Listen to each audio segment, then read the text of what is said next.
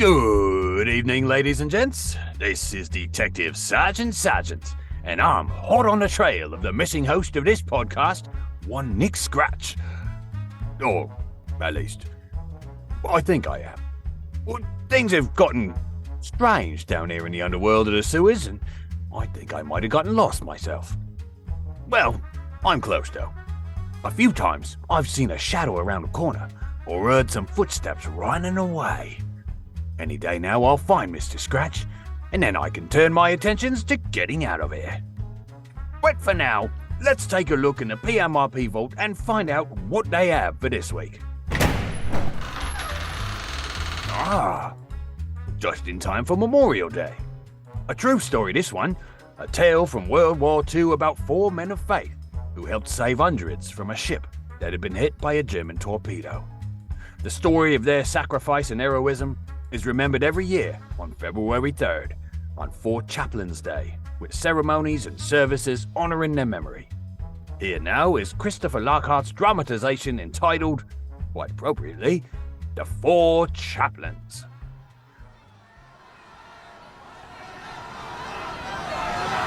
Sarge! Help me, Sarge! Get out of the way! Get out of my way! Stay in line. Nice and easy. Stay in line. Our Father, who art in heaven, hallowed be thy name. Sanctificatur nomen tuum. Thy will be done on earth as it is in heaven.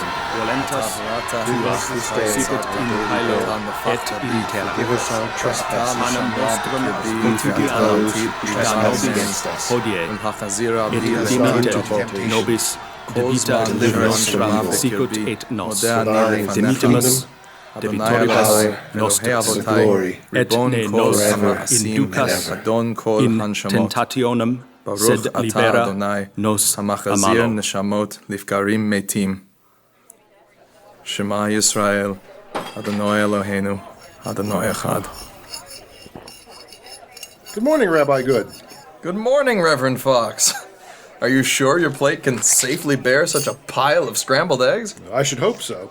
A plate fit for the weight of a proper breakfast is the least the Army can provide its poor soldiers. And very poor soldiers we are, I fear. Oh, you wait, Rabbi. Once we graduate from chaplain school and get to the front lines, our prayers will turn the tide of the war. We'll have battalions of Nazis falling to their knees before God. I pray you're right. Speaking of, can I ask what that prayer was you were just reciting? I am shamefully ignorant of the Jewish faith. 2 prayers, actually. The shorter prayer, the Shema, proclaims the Jewish people's faith in God. The longer prayer is called Elohai Neshama. Both are from the morning service. Thanking Jehovah for strong plates and powdered eggs. Thanking him for breathing souls into us. And acknowledging that someday he will take them back from us again. Not until I'm finished with breakfast, I hope. Good morning, Rabbi. Reverend? Ah, Reverend Poland, good morning. Who do you have in tow with you there? Gentlemen, may I introduce Father John Washington. Welcome to our table, Father. Will you sit down and share with us the blessings of toast and eggs? I will gladly sit down with you, but coffee is all the morning blessing I need. A Catholic! Well bartered, Reverend Poling. Bartered? Rabbis Good and Klein decided that, as they were the only 2 Jewish chaplains in the dorm, it was a wasted opportunity to have them bunked in the same room. So Rabbi Klein volunteered to be traded. We traded a rabbi for a priest. I can't say you got the better end of the deal in me. I only have one good eye and my table manners are a bit rough. But if they ship us off to Rome, I know a guy with a funny hat who can put us up in style. Well, that's good enough for me. Welcome to the group, Father Washington. Please, call me John. Thank you, John. I'm George Fox, Methodist. The athletic-looking fellow here is our remaining rabbi, Alex Good. And you've met Clark Poling, our solemn Dutch Reformed prince. A prince? George likes to tease me because my father is Reverend Daniel A. Poling. The radio evangelist? Yes. And what did he think about your enlisting? He was surprised. Enlisting as a soldier Yes, sir. with a 3-year-old son Yes, sir. and a pregnant wife. But, Dad, when I was a boy, Yes, I know. You think me a hypocrite. I was only 4 years old when you left for the Great War. It was only a morale-building mission. Your ship was attacked 4 times by submarines on the voyage over. Have I told that story? Once or twice. to millions of radio listeners. Only as a parable for faith and duty to faith. You wrote me a letter when I was overseas. Do you remember that? I did. Yes, in large block letters. Dear Daddy, gee, I wish I was where you are. Love, Clark. Well, now I will be. But why do you still wish to be, Clark? I never thought you, of all people, would have the hunger for war. I remember your brother Daniel would storm into this office, fuming after one of your philosophical tussles. Oh, Father Clark's always going on about peace and brotherhood. I'm sick of it. He would say to me, that's soft stuff. But it isn't. You knew that then, and I hoped you still knew it now. Peace and brotherhood is easy to preach, yes, but hard to live. Why are you stepping away from it now? I still want to walk that path, Father. I know the Germans are my brothers. We do not fight them to win for ourselves any good that cannot be shared. If our cause wins, they will be free too. Oh, so you will kill German soldiers to free them. Oh, Dad. If you must join the fight, Clark, why not join it as a chaplain? A military chaplain? Take the easy path? The chaplaincy suffered one of the highest casualty rates of all the services in the Great War. When your enemy can point a gun at you, but all you can bear against him is love and prayer, would you call that the easy path? But a war needs soldiers to fight it. And what do the soldiers need? When they trudge through the mud and the snow, do they not need someone to listen to their wistful memories of home? When they fall in the bloody field, do they not need someone to kneel by them and comfort them with prayer? Yes, sir. And are you brave enough, Clark, to march unarmed beside your armed brothers? Are you selfless enough to listen to the fears, the doubts, the longings of your brothers while you remain mute about your own? I think so, sir. Then take the hard path, Clark. I will. Clark, you come from 6 generations of ministers. None of them ever wished for a life of ease, nor did they desire to be free from suffering and heartache. So I will not pray for that for you. I will simply pray for your safe return. Dad, I don't want you to pray for my return. That wouldn't be fair. Many will not return, and to ask God for special family favors just wouldn't be fair. Pray, Dad, that I shall never be a coward. Pray that I shall have strength and courage and understanding of men, and especially that I shall be patient. Oh, Dad, just pray that I shall be adequate. That is the prayer, Dad, that I want you to pray. That is a noble prayer, Clark. One we all share. Amen. Shush, the Commandant. Good morning. Welcome to the Harvard Chaplain School. You enter here as Protestants, Catholics, and Jews, but when your training is complete, you will leave simply as chaplains.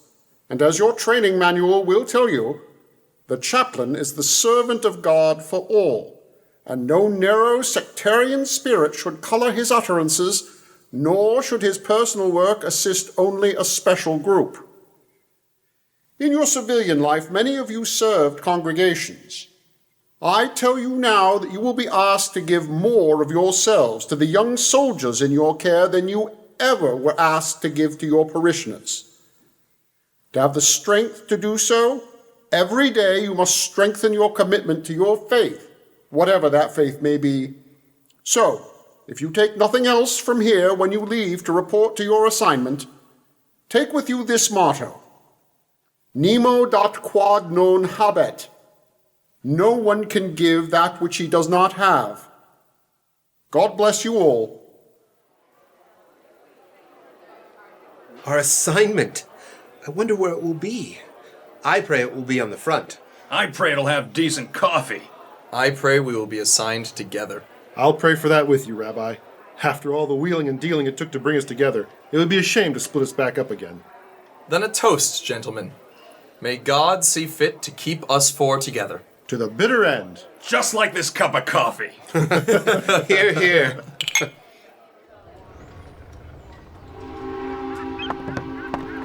There she is, the Dorchester. She's huge. Rather ornate for a Navy ship. That's because the Navy didn't build her, sir. Why, good morning, sailor.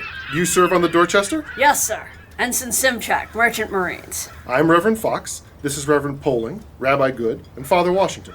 We're hitching a ride with you to Greenland. Glad to have you aboard, sirs. God gets awfully grumpy on the North Atlantic. Perhaps you can keep him feeling sunny. Ensign, did you say the Dorchester isn't a Navy ship? It is now, sir, but she started off life as a luxury liner. It's been a few years since she's toted any Vanderbilts or DuPonts, but she still has some comforts squirreled away. How exciting. When I was a child, my brother and I would talk of someday voyaging on a luxury liner like the Queen Mary or the Mauretania. Hopefully this trip won't resemble a voyage on the Mauretania. Not to worry, sir. The Dorchester has had some close calls with submarines and bad weather. She's always made it to port. She's a lucky lady. Yes, our lady, the perpetual nausea. Do you not have a seagoing stomach, John? I'm a street tough from Newark, Alex. And in Newark, everything stays nice and still. I feel green just watching that tub rock back and forth. You're not as green as that poor soldier by the water barrels, sir.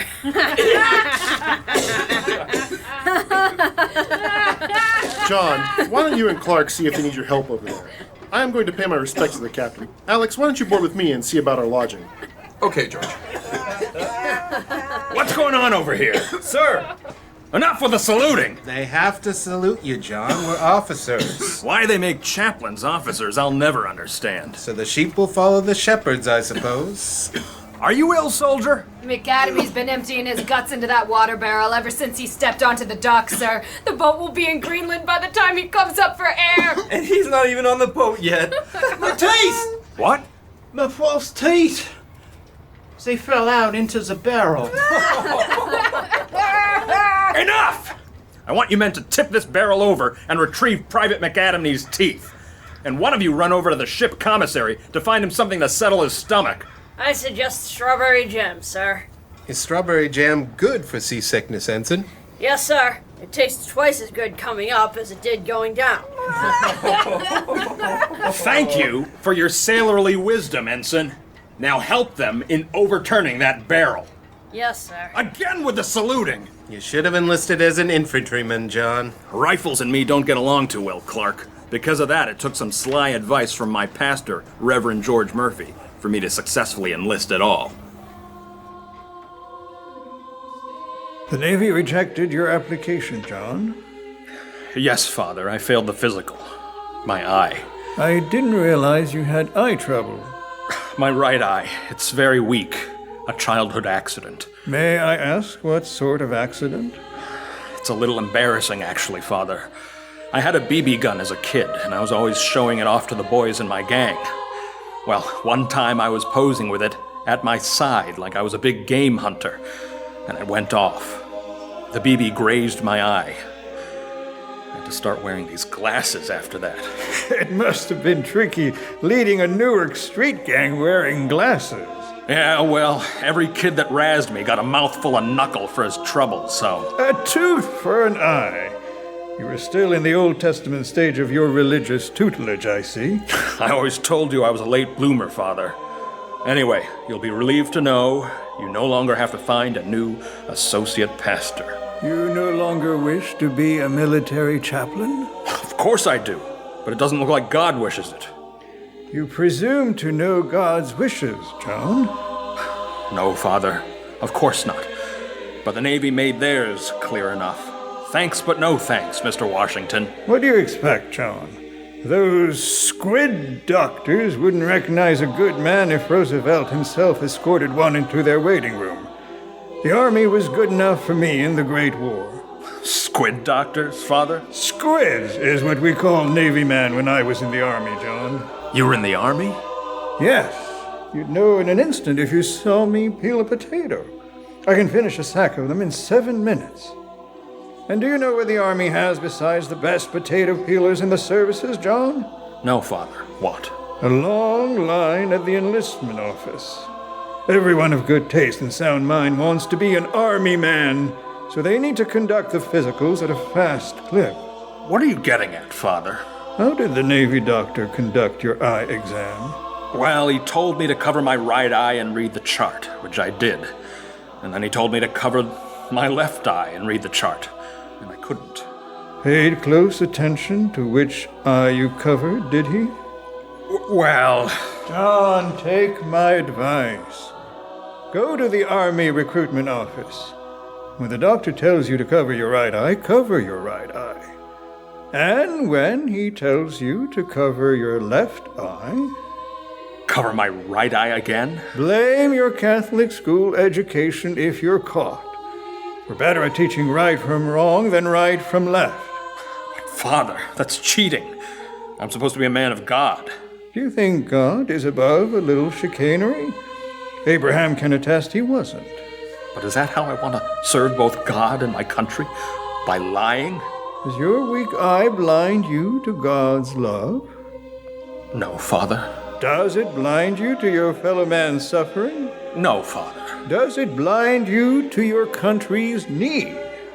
No, Father. Then your eye works fine, John. They're simply using the wrong test. Thank you, Father. God bless you, John. Come home soon and safe.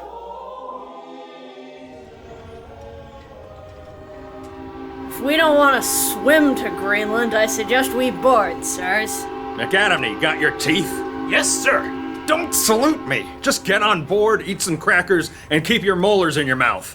Yes, sir. Thank you, sir. I'll tell you one thing, Clark. That kid would never last 5 minutes in Newark.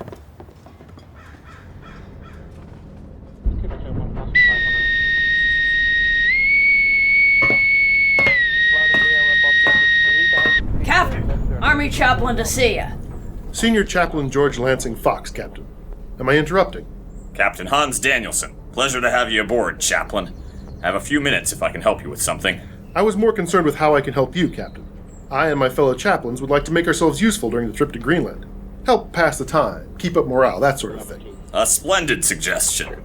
This sailing can always be a little tense, especially once we reach Torpedo Junction. Torpedo Junction? The Strait of Belle Isle between Labrador and Newfoundland Island. That's where the wolf packs tend to lurk. Wolf packs? German U-boats. They hunt in packs, like wolves. Are we likely to run into any U-boats? Just as likely as we are to run into a storm that swamps us, or a fog that blinds us, or an engine breakdown that will leave us stranded on the sea. Or perhaps we'll find nothing but blue skies and calm seas out there. Every crossing is a new adventure, Chaplain. The chaplains and I will put our heads together on some morale-building ideas. Can you tell me how many men will be on board? The Dorchester will sail with 900 men, 597 Army, 171 civilians, mostly engineers and Danish workers, and 132 crewmen. I'm not concerned with how my crew will fare during the voyage, mind you, but the civilians may be a little nervous. And the soldiers will be puddles of vomit and tears by the time we're 3 miles out, of course. Not like you stout Navy men? Navy man? Don't play with boats in the bathtub, Chaplain. The Dorchester is a merchant marine vessel. The sea is our job, not some wartime hobby. Then I feel in good hands, Captain. If only you had a bolder chore than simply hauling us to Greenland. I thought we'd be headed for Europe. What is the Army doing in Greenland? Training polar bears in sabotage? I expect most of the people aboard will be stationed at the 2 airfields in southwestern Greenland. And of course there are the weather stations. Weather stations? The best place to predict the weather is in the Arctic. You get the first look at it. Captain, all passengers on board. We're ready to cast off. If you'll excuse me, Chaplain. Of course, Captain. Thank you for your time. Let me know what you come up with for your morale-building exercise. In the meantime... Yes? Pray for blue skies and calm seas. And no wolves.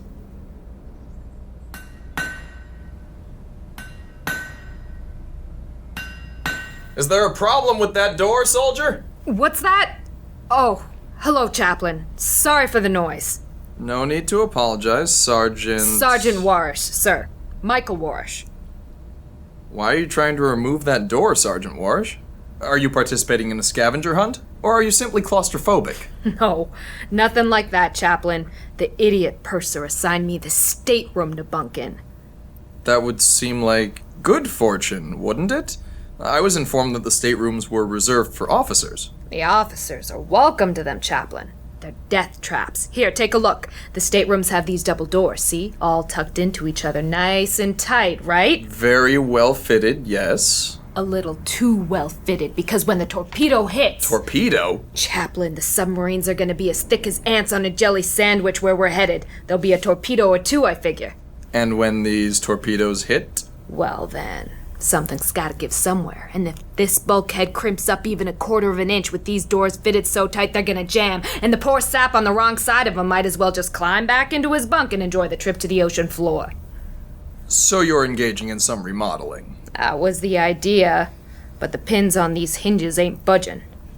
The Navy obviously takes pride in building a better death trap. You got that right, Chaplain. Say, what denomination are you? If you don't mind me asking. I ain't seen that one before. My insignia? Yeah. What's it supposed to be, if you don't mind me asking? It's the Jewish star over the 10 Commandment tablets. I'm a rabbi, Sergeant Warsh. You don't say. Never met a rabbi before. Never met a Jew. Sir, they let you guys serve? Yes, they even encourage it. I'm sorry, sir. I know I must sound like a real hayseed, but I never got more than a few steps away from my front stoop until I enlisted. I was raised in an Irish neighborhood, and there us Catholics didn't talk to any Protestants, and none of us Protestants and Catholics spoke to the few Baptists who were there, and there was no Jews around at all. I don't know if there was a law against them or what. No. Not in America, at least. Yeah. I heard some things during training. Rumors and whispers, you know? About what's happening to you guys over there. That's rough, if you can believe it. Is that why you joined up? Yes, that certainly is part of why I enlisted. But mostly, I'm fighting this war, Sergeant, because all my life I've dreamed of peace.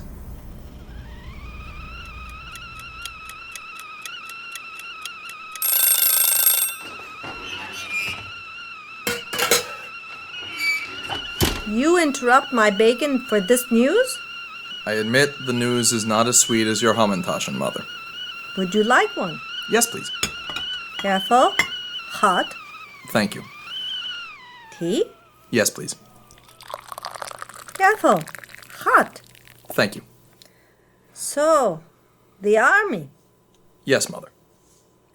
31 years old, with a wife, and a 3-year-old daughter.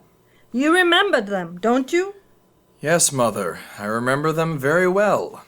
But should little Rosalie remember you if you should leave her to go get killed in the war? Should she ever remember the face of the father who left her? Mother, that's not fair. I am far from the only husband and father to enlist. Far from your home is what you'll be. Far from where you belong. Mother. Yes, and from your mother.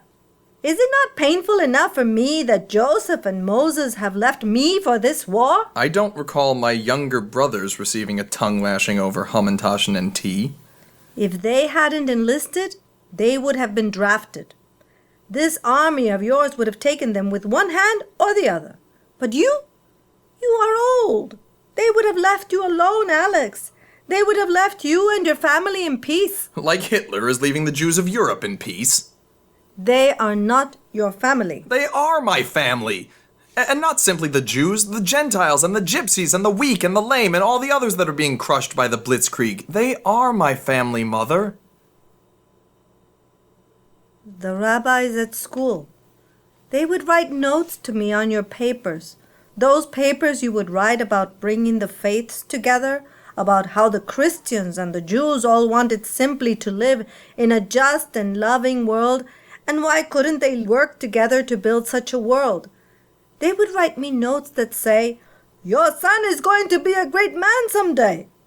Now my son who won every prize there was to win in school, a rabbi like his father and his grandfather and his great-grandfather, honored by all at temple for his great mind and his great heart and his great soul, for being a great man.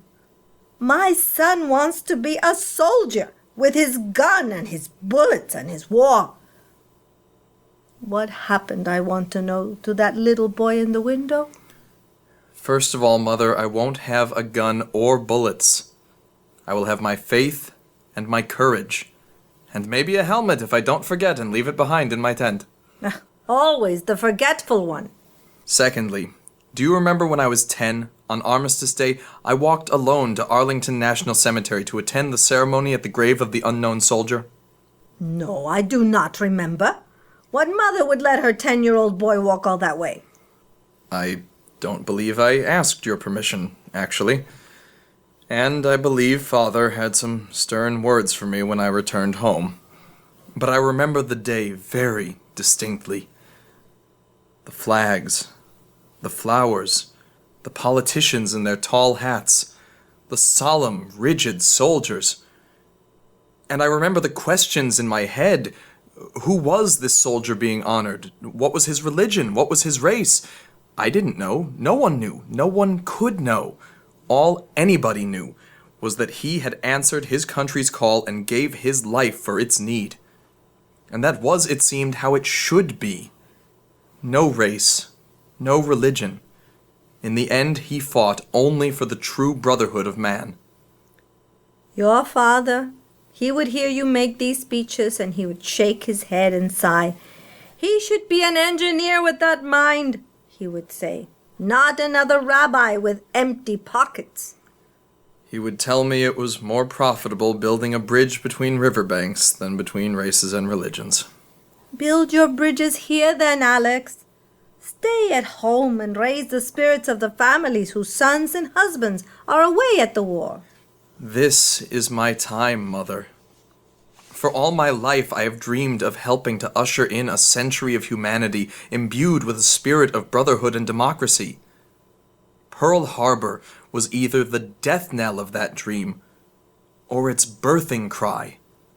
I must go and see. Ah, Alex, my brave, noble Alex.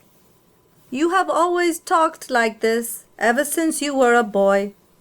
Since you were first able to climb up on a chair and look out the window onto the world, you have wanted to save it. Did you know that? Yes, I know that. I didn't realize, though, how big the world was, and how little it wanted to be saved.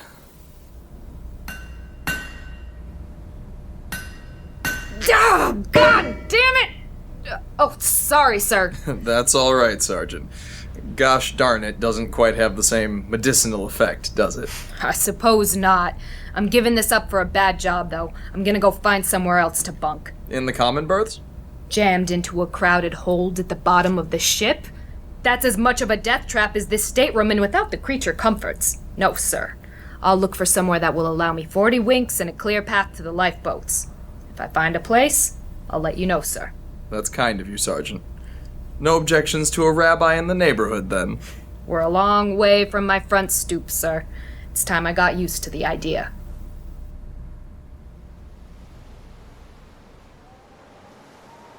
It seems strange not to be able to see land. Homesick already, Clark? They're conducting a lifeboat drill today. Cut the lines and you could be home in a week if you don't mind a little rowing. It makes you wonder why God made the oceans so vast. Did he never intend man to cross them? If so, he should have put an Atlantic between every nation. That would keep the tyrants in line better than a dotted line on a map. I believe you could put an ocean between every village and still fail to end war. I agree, Alex. Every cottage would become its own nation, and every armchair a rebellious state. Maybe God put America between the two oceans to inspire reason and reluctance in time of war. In times of war, the oceans are more likely to inspire faster ships and bigger planes. America's a part of the world, whether Americans like it or not. We have to do our part, even if we have to suffer weeks of seasickness to do it. Still under the weather, John. Don't even mention the weather. If I'm this green on a calm day, what's going to happen to me if a storm hits? Better a storm than a torpedo. Listen to us. We're here to strengthen morale, and yet we're content to hang over the railing moaning about nausea, torpedoes, and mankind's appetite for war. Which may be even greater than your appetite for eggs. You're right, of course, George. How should we proceed? Well, I was thinking we might organize a talent show. A talent show? Sure, I cleared it with the captain. He thought it was a fine idea. Between thinking up some acts and getting them polished, it should keep the men distracted for the most part of the trip. And we'll even join in the fun. We will? Oh, yes, John. I'm not forgetting that you let slip you know your way around a piano, and the rest of us can carry a tune well enough. Or at least drag it to where it needs to go. I can tickle an ivory or two, sure. But we're in the middle of the ocean, George, not the Cotton Club. How are we supposed to conjure up a piano? You forget, John. The Dorchester used to be a pleasure cruiser. The steward says there's a piano gathering dust somewhere off what used to be the main ballroom on Deck C. Why don't you take a look for it and blow the cobwebs off it? I'll have to blow the cobwebs off me first. My fingers are all stiff from clutching a sick bucket. Once you find the piano, you'll need to get some men to help you bring it to the commissary. We'll hold the talent show there. All the ballrooms are filled with bunks. Aye, aye, Captain. I'll arrange rehearsal space and times with the cooking staff. Alex, you and Clark start spreading the news about the show to the men. Maybe hand around a sign-up sheet. Will do, George. And remember, if the four of us, whose very mission is to keep spirits high, can find ourselves in the dumps, you can imagine how difficult it must be for the men. They're far from home on a barren sea sailing to war. They'll try to tell you they're soldiers, too tough and grizzled to sing campfire songs, perform skits.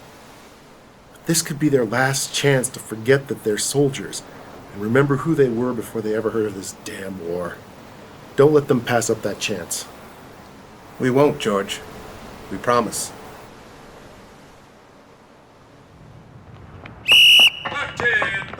Oops!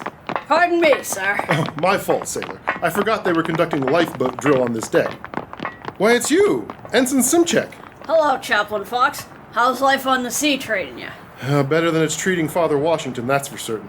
How is the lifeboat drill going? Honestly, sir, headless chickens would be easier to instruct. Oh, these soldiers can't be that bad. None of them know the difference between port and starboard. Half of them keep losing their life jackets, and all any of them want to know is how cold the water is. How cold is the water? This time of year in this far north, about 34 degrees, sir. That would make for a rather cold swim. Cold is right. A man wouldn't last more than 20 minutes in it, if that, sir.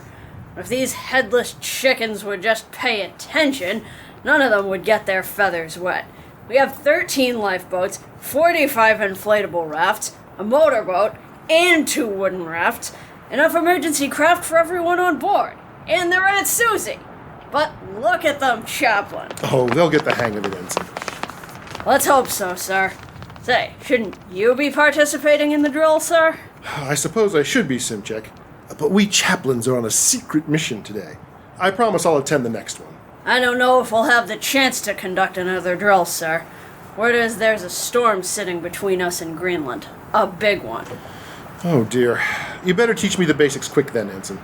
It's simple enough, sir. As soon as the abandoned ship cry goes up, grab your life jacket from your bunk, run to this deck, grab a donut raft, inflate it, throw it in the water, and jump in after it. Jump in? But we're on the top deck. That's a long way down, Simchek. Well, sir, if you're afraid of heights, you can wait for the boat to sink a bit. Makes for a shorter jump, as long as you don't wait too long. Thanks for the lesson, Ensign. Hopefully I won't need to use it. Now, if you'll excuse me, I'm on my way to the mess to speak to the chief cook. Cracker? Be careful there, sir. Why is that, Ensign? I only want to speak to him about using the commissary to hold services, and perhaps some other events the chaplains and I have in mind. That's the thing. Cracker's not the type to take kindly to any interference with his business. Business? What business? If you're heading into the mess now, sir, you'll likely see. I just wanted you to know what you might be getting into. Thank you, Simchek. That's one thing a man should always know.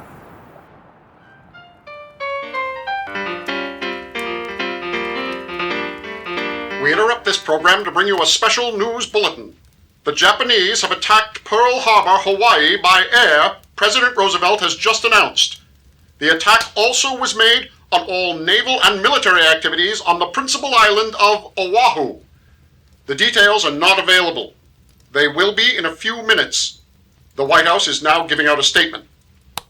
Did you hear that, Father? Now we will go after them. We, Wyatt? No, not we.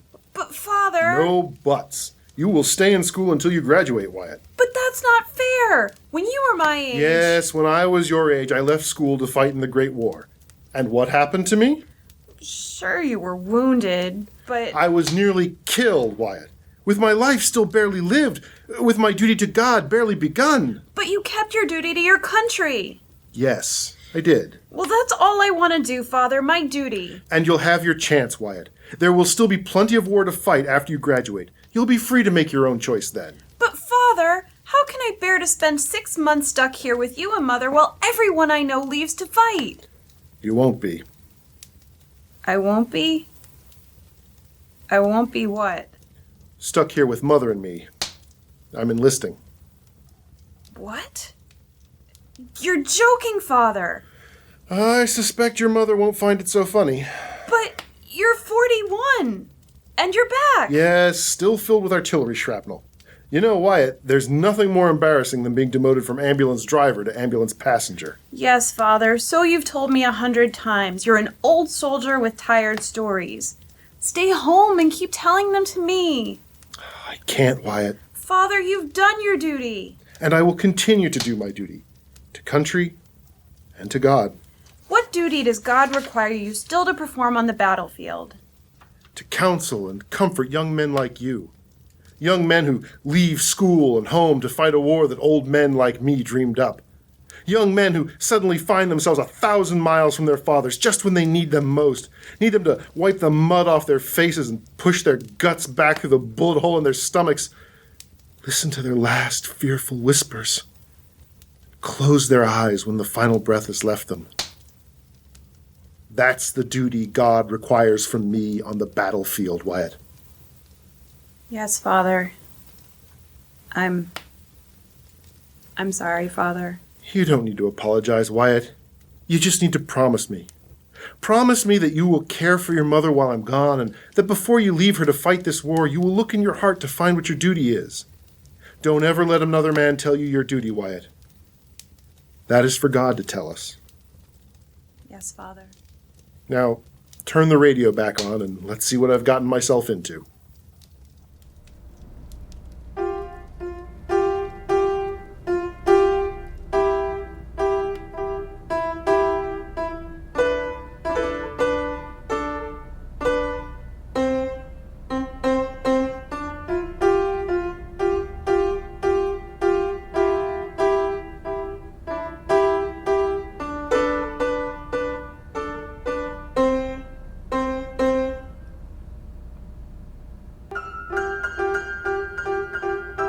Sounds like someone beat me to Broadway.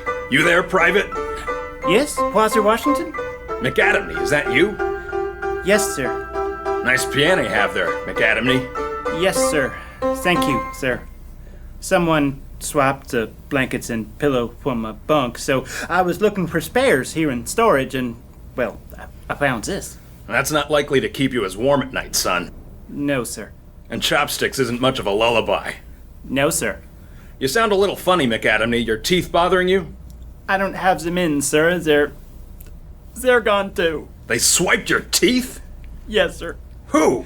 Well, I don't want to... McAdamney! It was that sailor from the dock. Simchak? Some of his friends, sir. He didn't join in. He just watched and laughed. That's the most cowardly thing I ever... Well, what are we gonna do about this, son? Do, sir? Yes, do, McAdamney. You can't spend the whole war eating oatmeal and shivering in your bunk.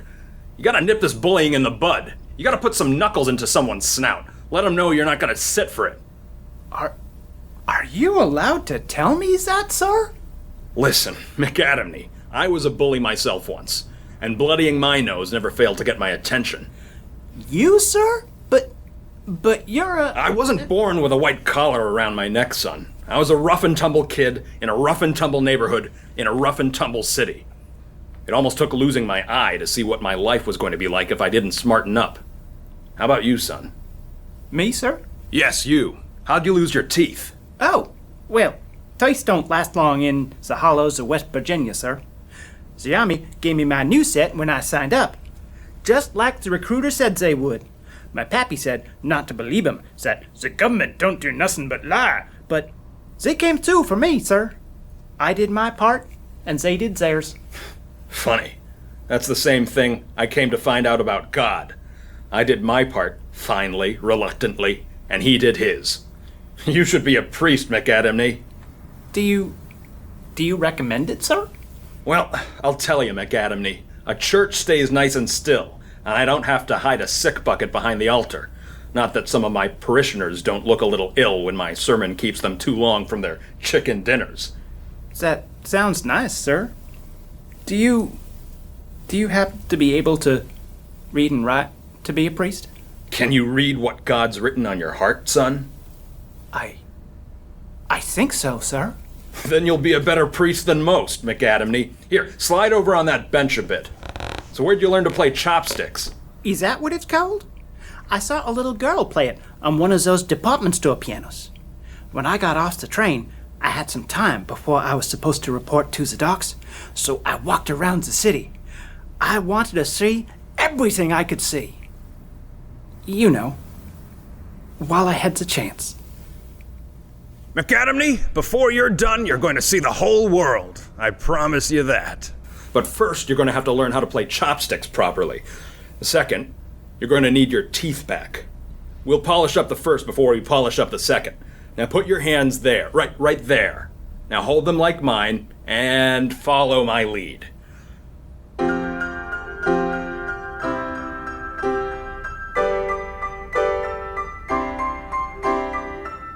Today, chopsticks. Tomorrow, the world, McAdamney.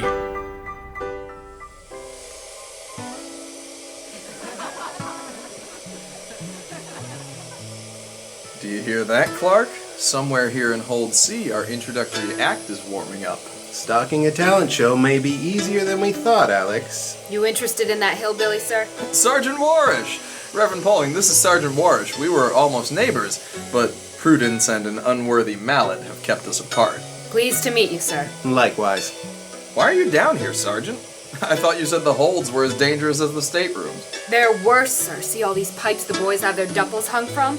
Those are all steam pipes running from the ship's boiler. If a torpedo hits anywhere near here, this hold will be one big Turkish steam bath. And everyone in it a roasted turkey. Yes, sir. So where are you bunking, Sergeant? Well, sir, I found this metal container out in the corridor where they keep the fire hose. You're sleeping on a fire hose? It's cozy once you've got it coiled up right, and it's quiet enough, and there's no steam pipes running over it or doors that jam. As long as it lets you sleep peacefully. Oh, no, sir. I won't sleep peacefully until we get to Greenland, but it allows me to sleep safely. Can you introduce us to the guitar player, Sergeant? We're recruiting for a talent show. Sure thing, sir. Hey, Bama boy! The chaplains want to see you. I'm from Arkansas, you stupid potato eater. But Sergeant, he's just a boy. A civilian boy. I ain't no boy. I'm 14 this June. Nobody knows what to do with him, sir. Some joker paid him a nickel to carry his kid on board, and the kid just decided to stay. I ain't no kid. He hid in storage until we were a full day at a dock, and then he strutted out as pleased as a rooster, claimed an empty bunk, and started strumming that guitar of his. And he ain't stopped since. Nobody can get any sleep because of his racket. It ain't racket. Going to cut me a record when I get back. Why wasn't the captain told so they could bring him back? Oh, the captain knows, sir. We passed the word up. I figured they decided it would be easiest to let him make the trip to Greenland and then put him on the first ship back. I ain't going back. I'm gonna fight Nazis. Son. I ain't your son, preacher. I'm my pappy's son. Of course. What's your name, then? It ain't nobody's business what my name is. He won't tell anybody his name, so we've been calling him Bama Boy. I'm from Arkansas, you stupid potato eater. Master Arkansas, do your parents know where you are? Sure thing, preacher. I left a note for them when I lit out. Told them I was going to kill some Nazis and then come back home and cut my record. When was that? When you left home? A few weeks back. Jumped some trains and hitched some until I got myself to New York City. Saw the soldiers heading to the docks, so I followed them. Now I'm going to the war to kill some Nazis. You're going to Greenland, you hayseed runt. And I'm going to kill me a mess of Greenland Nazis, you stupid potato eater. Sergeant, please. Now, Master Arkansas, do you know your address? your town, your street. Of course I do.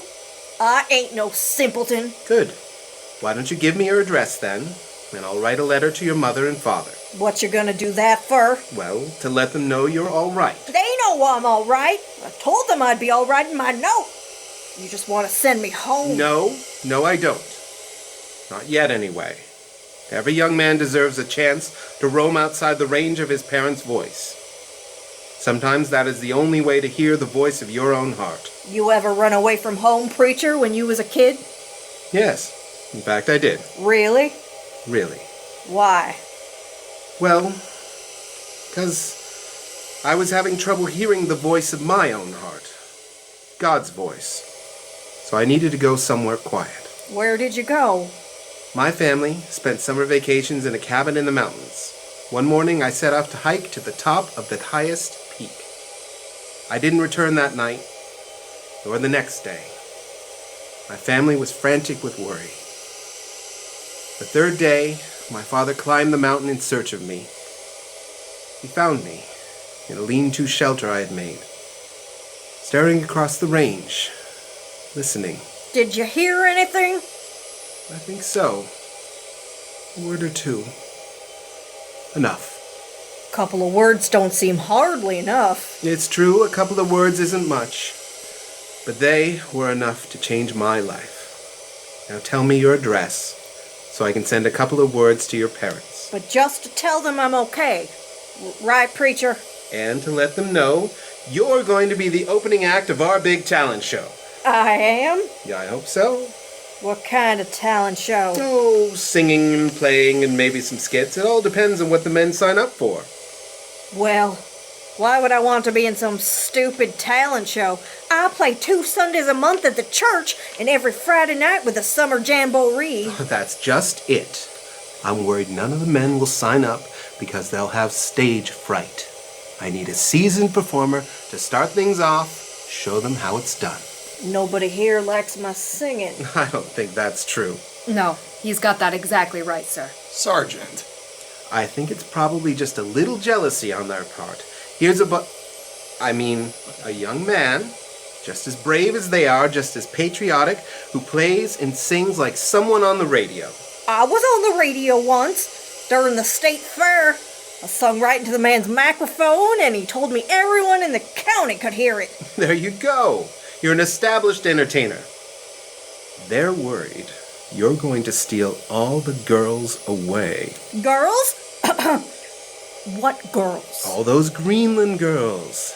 These men are jealous that you're going to hog them all for yourself. And that makes them bitter, I suppose. Well, I don't know about any girls, but I don't want no one feeling bad because I was on the radio and they weren't. I'll play for you, preacher. I'll be in your talent show. Thank you, Master Arkansas. I believe it will be a true success now. And, you'll tell those girls you were talking about that I helped you out? Every girl in Greenland, Master Arkansas. I'll best get practicing then. I pray that boy makes it home safely. You'd be better off praying that the men don't throw him overboard.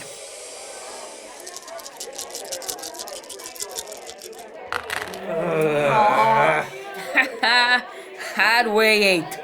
I make my point. Hand the money over, boys. Add it to the pile. Excuse me, Chief Cracker. Hey there, Padre. What's the matter? You lost? The confessional's over by the head. I wanted to speak to you about scheduling a time to use the commissary. Well, Padre, the commissary's being used right now. We're having a fundraiser, collecting money for unwed mermaids. A noble cause, but it's actually the next 2 nights I'm interested in. We're holding a talent show. We'll need tomorrow night for rehearsal and the following night for the show. Sorry, Padre. I got fundraisers booked for both those nights. How about the night after that? Will that work for you? We'll be in Greenland by the 3rd night. Hey, that's right! That's some bum luck, Padre. Sorry it didn't work out for you. All those poor kids are gonna cry themselves to sleep with no talent show to watch. Oh, wait. We ain't got no kids on board, so nobody ain't gonna care. What's that game you're playing there, Chief? Oh, this? It's just something me and the boys cooked up. We call it bounce the pretty dice. Funny. Looks like craps to me. Craps? Oh no, Padre. Craps is a gambling game. The captain don't allow no gambling on board. He's allergic to anybody having a good time on this tub. But hey, I bet he'd like that talent show of yours. Maybe you can hold it on the bridge. How much to buy into the game? What? I said, how much to buy into the game? You want to buy in? Is this a joke? No joke, Cracker. I need to use this commissary for the next 2 nights. I figure if I clean you out, you'll have to cancel the rest of your fundraiser. I'm sorry, Padre, but you ain't got near enough scratch to bust my bankroll. I've been taking these saps' money since we left port. Yeah, sure. Is that so? Then your luck's due to change, isn't it, Chief? That's what they keep telling me, Padre. Here's the dice. You roll them, Cracker. God's got a bit of a grudge against dice rollers. The chaplain's talking about those Roman soldiers that were shooting dice. I know who he's talking about. You jokers get your money down on my side already. I'm not betting against a priest. That's bad luck. I'll lay a $5 against you, Chief. Anyone want to add to that? Sorry, sir. Cracker's been rolling hot for hours now. Watch and learn, Padre. Boxcars! The chaplain wins! $5 to me, Chief. You'll be here until Armistice trying to break me a $5 at a time, Padre. I'll let it ride, then. Snake Eyes! The chaplain wins again! That's another 10. Sure you don't want to quit while you're ahead, Cracker? Don't count on it, Padre. I can roll bad all night and still beat you. Oh, hear that, boys? Sounds like the Chief just put a whammy on himself. I'm letting it ride. I'll put 20 up with the preacher. What? You got a whammy on you, Chief. God's getting even on them Roman soldiers. I ain't got no whammy on me. Cracker's got the God whammy on him, boys. I'm putting my last 30 down on God. I'm putting 40 on God. I got $63 on God, my whole wad. What do you say, Cracker? Are you willing to roll against God? Are you willing to pitch your dice against your buddy's faith? Roll, Cracker. Come on, roll! Roll us up some of that sweet God whammy money. Yeah, Come Cracker, on, roll. do it. Roll it, Cracker. Roll the dice. Do it. Well, Cracker? Forget it. Game's closed. The chaplain's got to get ready for his talent show. Take your money and scram. All of yous. The whammy wins. Oh, excuse me, sir. Don't forget your $20. You boys keep that. I want to hire you to spread the word about the talent show. I expect you to fill this place up in 2 nights. Yes, sir. Just keep that whammy off us, sir. That God whammy plays for keeps. Attention, all crew report to stations for severe weather preparations. Repeat, all crew report to stations for severe weather preparations. What's going on, sailor? The whammy's coming, Chaplain, and it's coming hard.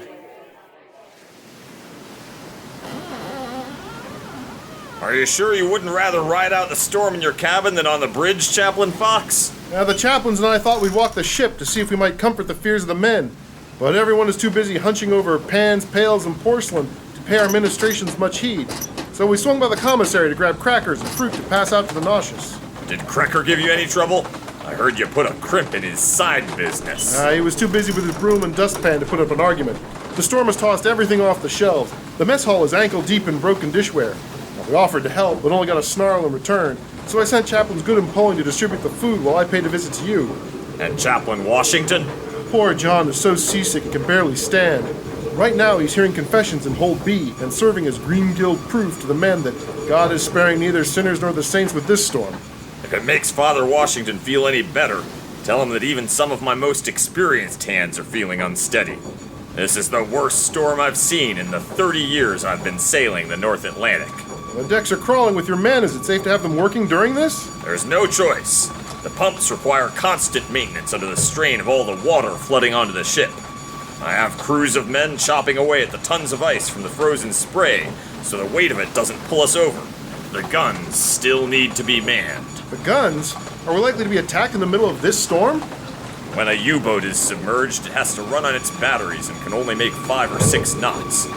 If it surfaces, it can run on its diesel engines up to 10 or 11 knots, but stands a much greater risk of being spotted. This storm will give the U-boats cover.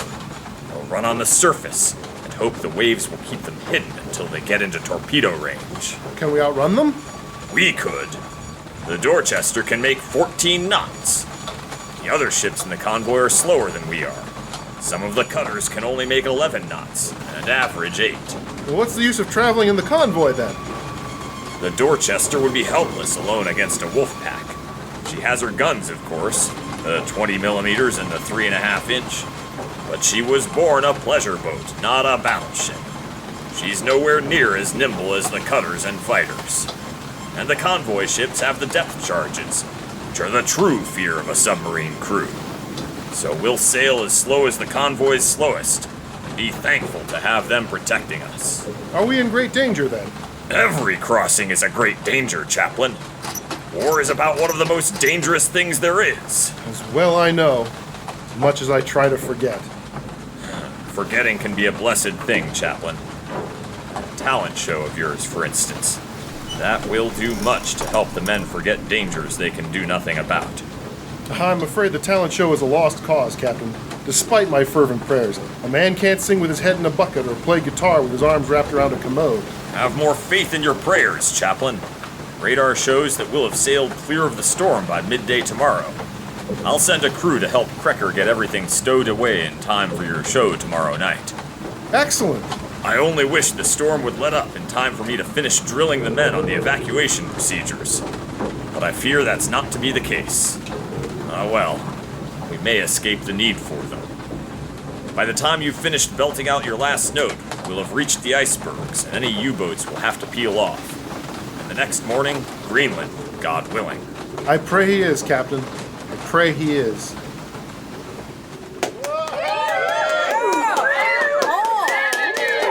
Straight from KP duty to your hearts, that was Private Ralph Savage and his flying, flaming potatoes of death. Now, while the medic applies some ointment to his burns, it is my honor to introduce the final act of the evening. Accompanied by Chaplain Washington and Private McAdamney on the piano, I present to you the Dorchester Duet, the Angelic Altos, the Musical Mountain Boys, Chaplain Poling, and the Arkansas Orphan. But I ain't no orphan. Shush, it's your showbiz name. Well, I don't think Ma and Pa are gonna care much for it. Are you two a musical act or Catskill comedians? Sorry, John. You ready, son? I'll start singing, preacher. Well, the preacher got drunk. He throwed his Bible down. He told the congregation, I'm Alabama bound. I'm Alabama bound. I'm Alabama bound. If the train don't run, I've got a mule to ride. Well, I've been in New York City. I've been in New York town. Good Lord, I've been in the mountains with the blues all around. I'm Alabama bound. I'm Alabama bound. If the train don't run, I've got a mule to ride.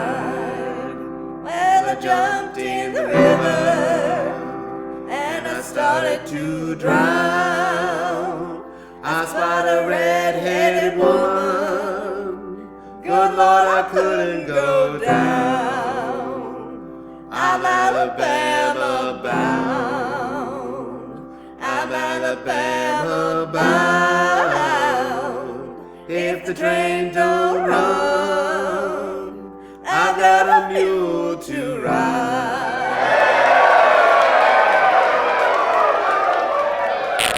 Now hear this. This concerns every soldier. Repeating, this means every soldier. Now hear this. Every soldier is ordered to sleep with his clothes and life jacket. Repeating, this is an order. We have a submarine following us. All right, men. Show's over. Head back to your bunks and don your life jackets as the captain ordered.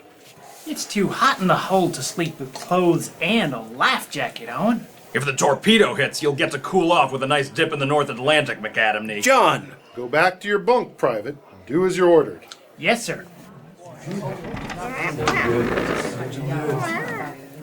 What should we do, George? First, we need to return to our rooms and don our life jackets.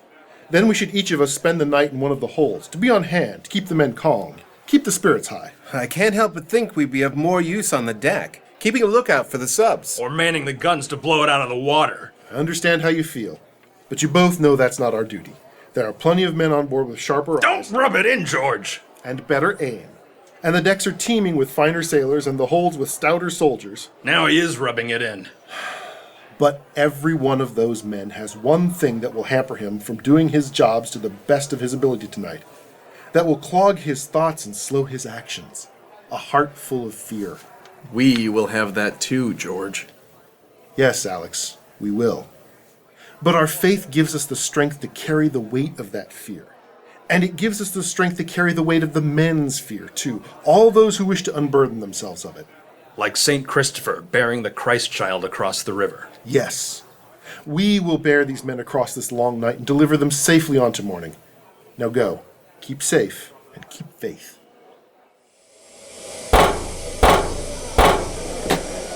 Polite of you to knock, Rabbi. Most everyone else just gives my milk box here a hard kick. I simply wanted to be sure you were wearing your life preserver in there, Sergeant Warish, before I check on the men in the hold. Of course, I had no doubt you were. I'd wear 2 life preservers if I could fit them around my neck, Rabbi, but wait, don't go in there. I told you it's a death trap with that boiler and the steam pipes. I tried to warn everyone in there, but they just think I'm nutty. You do sleep in a fire hose container, Sergeant.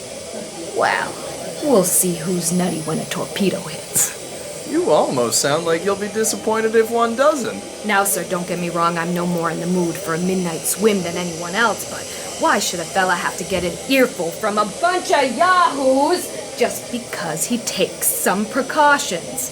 Many a man of faith has issued the same lament, Sergeant. I tell you, Rabbi, they're hopeless causes. Most of them can't even be bothered to put their life preservers on. Then I better head in to make sure that they do. No, Rabbi, don't go in there. I'm telling you, it's... A torpedo! We're hit! Sergeant, we need to get the injured men out of the hold. Come on. But, Rabbi... Michael, help me. Yes. Yes, sir. All hands are ordered to evacuate. Repeat, all hands are ordered to evacuate. The ship is going down. Report to the lifeboats. Repeat, report to the lifeboats. George, have you seen John and Alex? No, not yet. They were both in lower holds near where the torpedo hit. We need to find them. Clark, no. We'll never be able to fight against this crowd. Besides, our duty is to the men. We need to keep them calm, help them get to the boats. But it's bedlam, George. No one knows what to do. Half of them aren't even wearing life preservers. Watch out, George. There's a man with a gun. Out of my way! Let me on the boat! Cracker! I'll shoot any man in my way! I'm getting on that lifeboat! Cracker, put the gun down. Get out of my way, Padre! The ship is going down. I need to get on a lifeboat. Cracker, there's plenty of room on the boats. All you're going to do is start a panic.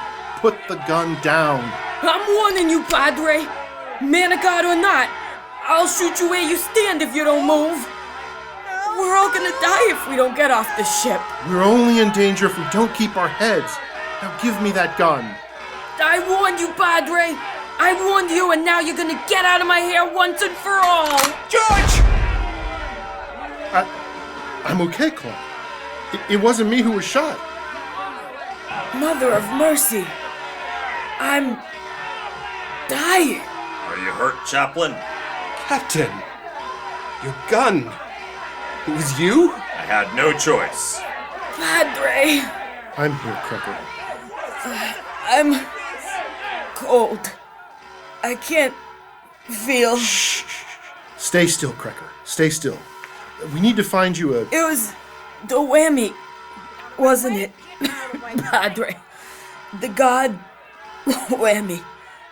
Like the dice. No, Cracker. God doesn't shoot dice. Or bullets. It's just life, Cracker. Has anybody seen Lewis? I ain't lived a very good life, Padre. You're moving on to a new one now, Cracker. A better one, Padre? I'll pray that it is for you, Cracker. I'll pray that it is. Thank you, Padre. Thank...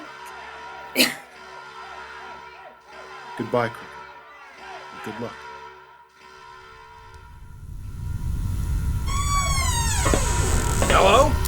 Is anyone there? Help! Who's that? Where are you? Help! In here! McAdamney? What are you doing in here? Don't you know the ship's going down? Help me! Father John, he's stuck! I can't get him out! You can't get who out? Simchak, is that you? What happened? Hello, sir. I was fast asleep when the torpedo hit. The top bunk collapsed on me and pinned my leg. Everyone else ran out and left me, except poor, brave, laughed at McAdamney. Of course, McAdamney. I said to punch him in the nose, not yank his arm off. I'm trying to pull him out, sir. I know that, son. Here, I'll lift the bunk. You pull, all right? Yes, sir. Simchak, while we're saving your life, make a crack about McAdamney's mother or something. it was just a prank, sir. We never meant anything by it. Yeah, and I'm sure the torpedo was only giving the bulkhead a good-natured teasing. You ready, McAdamney? On 3. 1, 2, 3. We did it! You did it, McAdamney. You risked your life to save another. I'm gonna have to say a whole new prayer for you. A new prayer? Yes. The one I've been saying for you started with, "Blessed are the meek, for they shall inherit the world." But that's the wrong beatitude for you. Well, what's the right one? "Blessed are the merciful, for they shall obtain mercy." I will? Well, not if you stand there with your mouth hanging slack. The ship is sinking.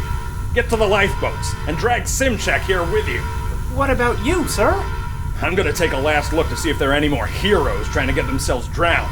But don't worry, I'll catch up with you. Move it now, son! Yes, sir. And McAdamney? Yes, sir?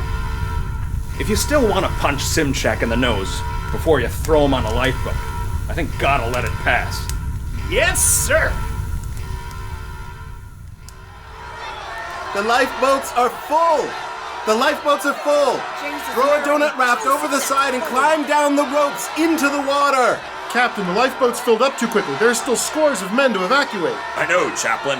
Many of the boats on the starboard side where the torpedo hit are too damaged. The rest can't be reached because the boat is rolling too far over. The men will have to float in the water until the convoy ships come to our rescue. It won't last more than 20 minutes in there. Where are the convoy ships? I don't know, Chaplain. I sent out a distress message as soon as we were hit. They should have been here by now. Clark, tell the men to stay on board until the last possible moment. Okay, George, but she's almost half on her side now. She won't stay afloat too much longer. Preacher! Preacher! Arkansas! Why aren't you in a lifeboat? I ain't been able to fight through the crowd. Where's your life jacket? Someone stole it from me. Tore right off my neck. Preacher, I'm scared. Oh, don't be scared, son. It will be all right. Look, down there in the water. Do you see that lifeboat just off the side? That's Private McAdamney sitting at the end of it. He's the one who played piano with Father Washington. Remember?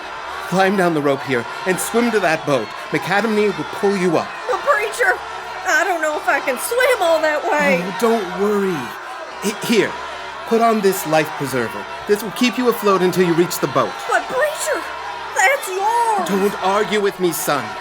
Now off you go. Swim fast once you hit the water. I'm scared, preacher. You're a brave boy. You're gonna fight the Nazis in Greenland, remember? But first, you're going to swim to that boat, and you're going to sail back to America, and you're going to take the first train to Arkansas, and you're going to hug your mother and father, and you're going to finish school, and you're going to cut that record for all the world to hear. But what about the Nazis? They'll wait for you, son. They'll wait for you. Now down the rope you go. So long, preacher. Come to Arkansas when you're done with the Nazis. We'll go to the state fair together. Swim fast, son. Swim fast. Clark! Oh, Alex, praise God you're safe. Come with me. We're going to the top deck to look for more life preservers for the men. I'm right behind you.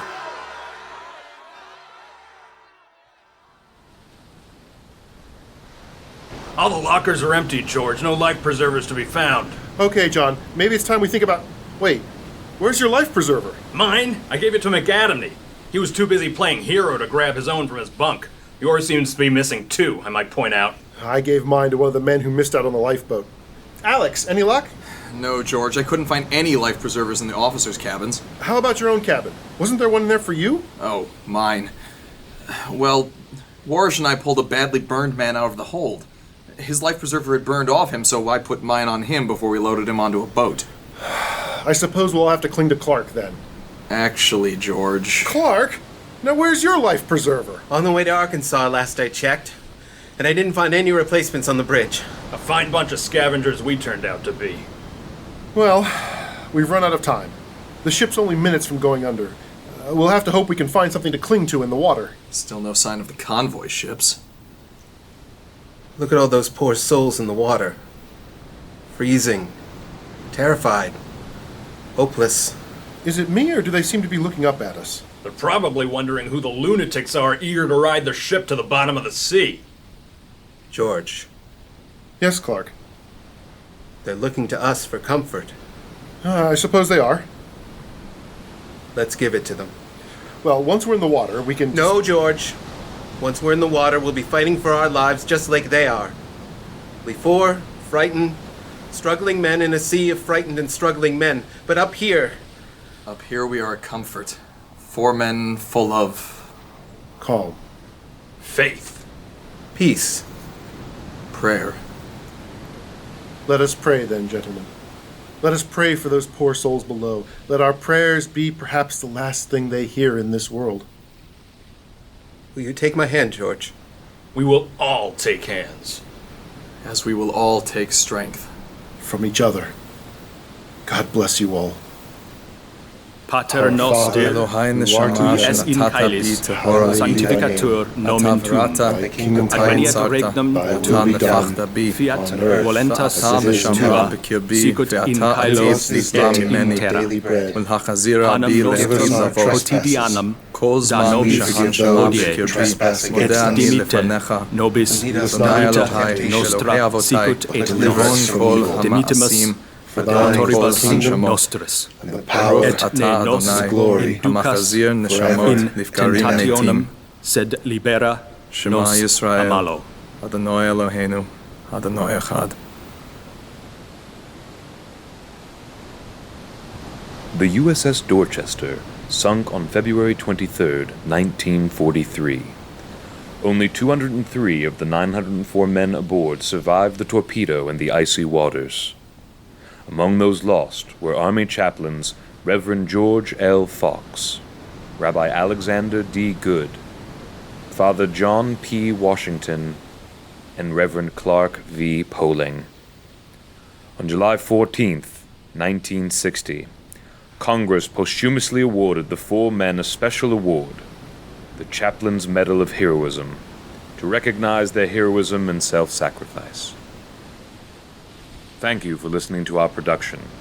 In tonight's performance, Tom Russell, playing Reverend George Fox, Eric Chung as Father John Washington, Jeremy Holstein as Reverend Clark Poling, Jared Height as Rabbi Alex Good, Joev Dubak as Captain Danielson, Dave Barker as Private McAdamney, Kathleen Lewis as Sergeant Warish and Ensemble, Rachel Goggin as Ensign Simchek, Kitty Drexel as Bama Boy and Ensemble, Sarah Dion as Krecker, Tom Champion as Reverend Daniel Poling, the Commandant and the radio broadcaster, Nora Sotomayor as Mother Good, Francis Howard as Father Murphy, Jackie Freeman as Wyatt Fox and Ensemble, Daniel Maltzman as PA and Ensemble. This performance was produced by Chris DeKalb, directed by Michael Haddad, and written by Christopher Lockhart.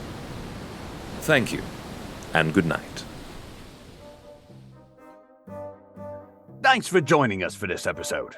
In 2 weeks, we'll be bringing you the first part of the PMRP's version of Alice in Wonderland, which might just be where I am right now. Curiouser and curiouser. Well, if you like what you hear, you can check out more about the PMRP at their website, pmrp.org, or the Bandcamp store, pmrp.bandcamp.com. This is Detective Sergeant signing off for now. Never fear, lost or not, I'll be on the case.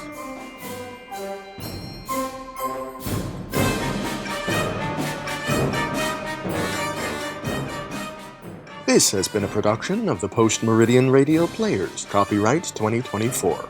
All rights reserved. For more information about our group, please visit www.pmrp.org.